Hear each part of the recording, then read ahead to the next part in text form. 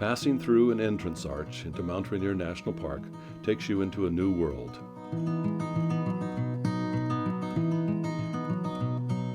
In this park, buildings created of rough-hewn rock and natural timbers match the rugged terrain of their surroundings. Roads follow the curves of the landscape through old-growth forest and along lava ridges. Bridges span glacier-fed rivers and frame waterfalls. From simple patrol cabins to grand lodges, from tunnels to bridges, rock walls and wooden arches, the park was built to celebrate the natural environment. This principle is a key component of the National Park Service rustic style of architecture. Mount Rainier National Park exists as one of the best examples of the National Park Service, or NPS, rustic architecture in the country. It is one of the main reasons the park is recognized as a National Historic Landmark District.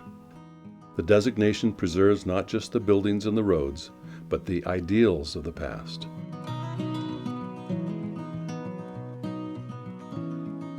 The value of building for the experience of the journey, not just to pass through. An appreciation for the natural world that extends not only into where buildings and roads were built, but also into how they were designed.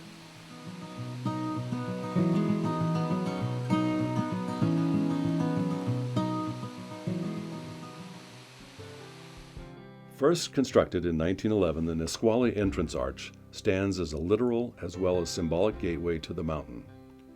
Predating the 1916 creation of the National Park Service, the entrance arch with its massive rough-hewn logs helped establish the authority of the young park. Modeled after the Nisqually entrance, other entrances to the park also boast impressive log gateways, inviting visitors into the natural world. The Oscar Brown cabin at the Nisqually entrance was built in 1908 and was the first ranger station in the park. Decorated with wood tracery, the building appears relatively delicate in comparison to other park buildings. Its wood construction and low-profile design represents the first signs of NPS rustic architecture style in Mount Rainier National Park. From the Nisqually entrance arch, trace the path of generations of visitors as you follow the road to Longmire. Large trees remain right at the edge of the road, left there to preserve the integrity of the forest experience.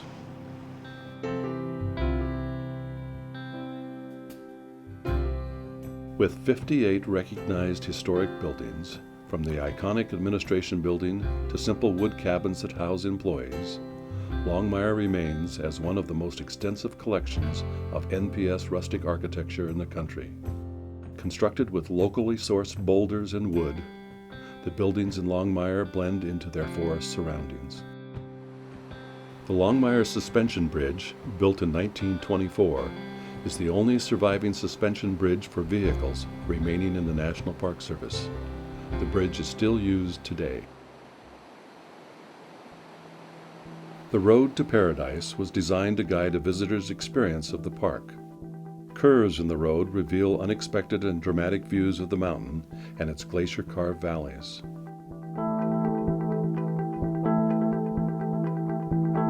Bridges over Narada and Christine Falls frame waterfalls with stone-faced arches.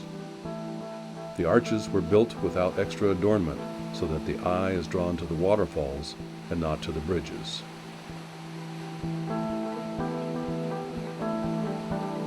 Pullouts provide opportunities to savor the journey.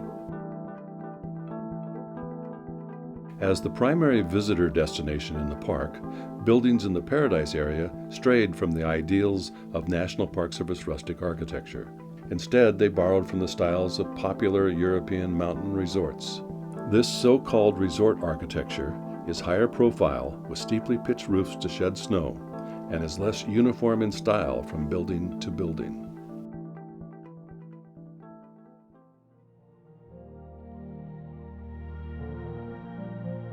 From Paradise, Stevens Canyon Road leads to the east side of the park, connecting to State Routes 410 and 123. Following the standards of NPS rustic architecture, the roads were constructed to look as natural as possible.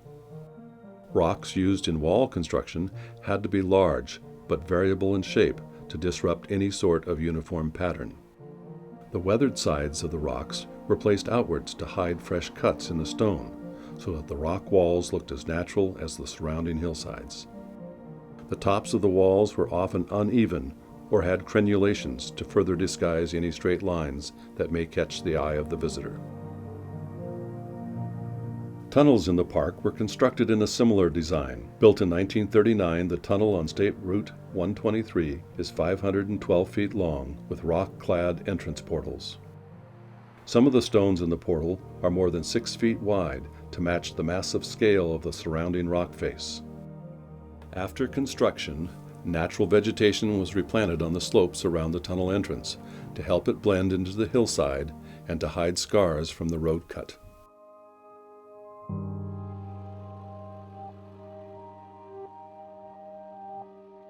At Sunrise Point, large rock capstones along the walls roughly mimic the shape of Mount Rainier.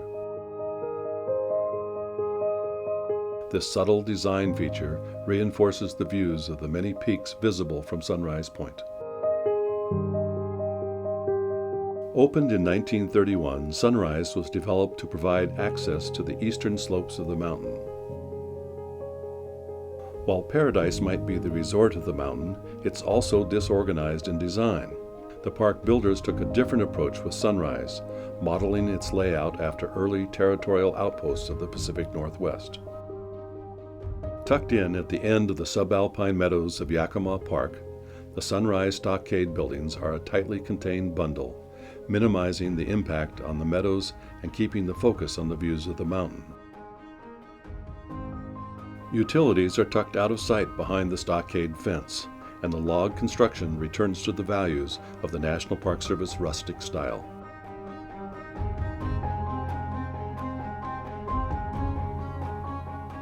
With Paradise Road and Stevens Canyon crossing the park in the south, and State Routes 410 and 123 in the east, the park's early builders aimed to create an around-the-mountain network of park roads by constructing Carbon River Road in the north and West Side Road in the west. Debris flows and floods repeatedly damaged both West Side and Carbon River roads, eventually closing them to vehicles. The goal of an encircling road system was abandoned. The park founders did succeed in creating an around-the-mountain trail that came to be known as the Wonderland Trail. This impressive 93-mile route is marked by a ring of historic ranger cabins, also constructed in the style of NPS rustic architecture.